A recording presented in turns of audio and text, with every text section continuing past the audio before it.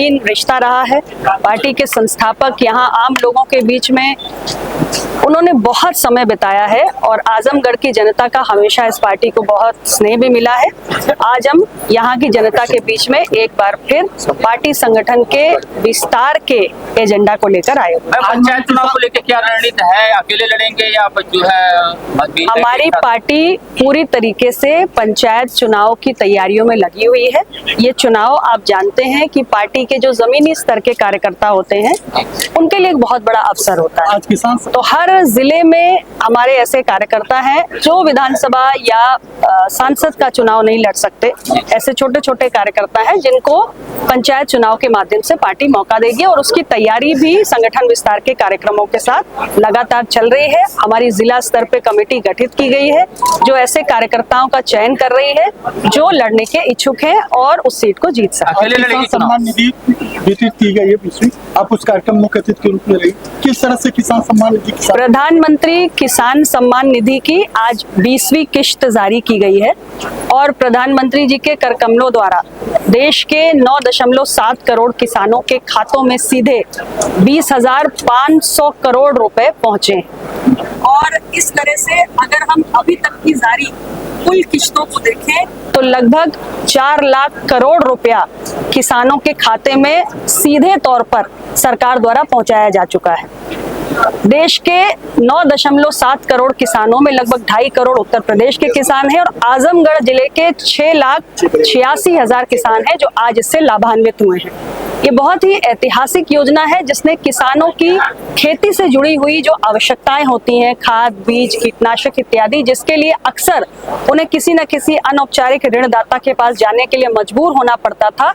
आज किसान आत्मनिर्भर है, इन सारी जरूरतों को किसान सम्मान निधि से पूरा कर रहे हैं और लगातार भारत की सरकार विकसित भारत एट 2047 के लक्ष्य को पूरा करने के लिए खेती किसानी को मजबूत करने के लिए एक के बाद एक कार्यक्रम और योजनाएं चला रही है जिससे हमारे कृषि का उत्पादन भी बेहतर हुआ है और कृषि की उत्पादकता भी बढ़ी। मैम, जैसे SIR बिहार में है उसके लिए पूरा विपक्ष विरोध कर रहा है, तो उसे आप सही मानती हैं जो आयोग का फैसला है? देखिए, आयोग के अपने तर्क हैं, राजनीतिक दलों के अपने तर्क हैं। मेरी पार्टी स्पष्ट रूप से ये कहती है कि कोई भी जायज मतदाता लोकतंत्र में अपने वोट देने के अधिकार से वंचित नहीं रहना चाहिए और साथ ही यदि कोई फर्जी मतदाता है तो वो मतदाता सूची से बाहर होना चाहिए। फिलहाल ये मामला आप जानते हैं कि सुप्रीम कोर्ट के विचाराधीन है।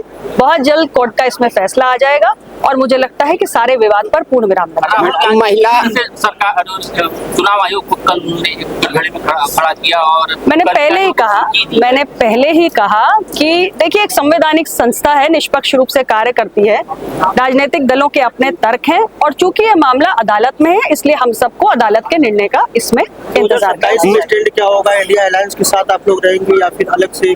देखिए, फिलहाल हम अपनी पार्टी के संगठन को विस्तार देने में लगे हुए हैं। 2027 का विधानसभा चुनाव बेहद महत्वपूर्ण है। उस समय पार्टी फिलहाल हम NDA का अंग है और हर पार्टी तैयारी करती है अपने दम पे लड़ने की, तो हमारी पार्टी भी अपने संगठन को तैयार कर रही है।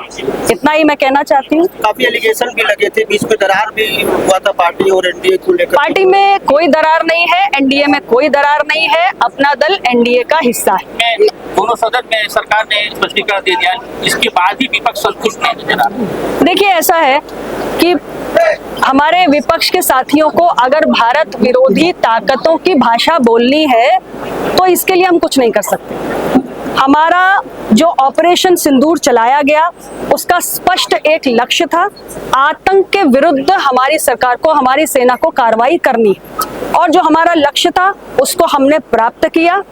और इसके बाद भी अगर आप सेना का अपमान करते हैं या आप जितने भी भारत विरोधी ताकतें हैं उनकी भाषा बोलते हैं तो मैं समझती हूँ इससे बड़ा दुर्भाग्य और कुछ नहीं। महिला अभद्रता एक मैटर चल रहा है, एक सांसद के ऊपर ऐसी अभद्र टिप्पणी की गई है, उसके बाद कोई कार्रवाई नहीं हो रही, कैसे देखती हैं इसको आप?